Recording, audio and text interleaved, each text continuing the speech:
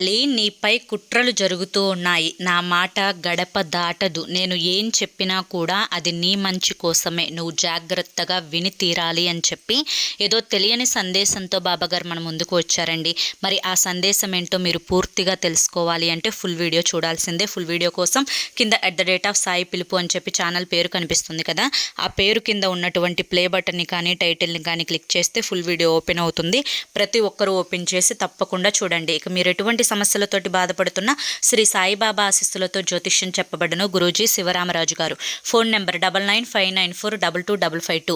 మీకు ఎన్నో కష్టాలు బాధలు ఉండి ఎన్నో ప్రయత్నాలు చేస్తుంటారు కదండి.